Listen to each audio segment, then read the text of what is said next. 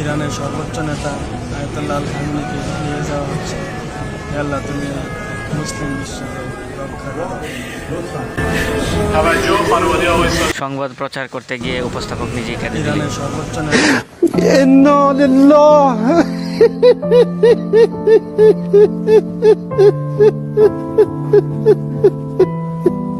حضرت آیت الله العظما امام خمینی، حضرت آیت الله العظما امام خامنه ای، درود میفرستیم.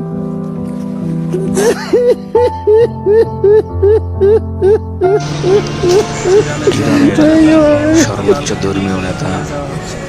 Ayatollah খামেনিকে মুসলিম বিশ্বকে এভাবে শহীদ করার কারণে ইরানে চলছে বিক্ষোভ মিছিল এবং ইরানেও পাল্টা আক্রমণের প্রস্তুতি নিচ্ছে নিজের দেশকে রক্ষা করার এই জন্য। চ্যানেলে নতুন হয়ে থাকেন অবশ্যই চ্যানেলটি সাবস্ক্রাইব করে পাশে থাকা বেল আইকনটি বাজিয়ে রাখবেন। সেই সাথে ভিডিওতে লাইক না দিলে অবশ্যই একটি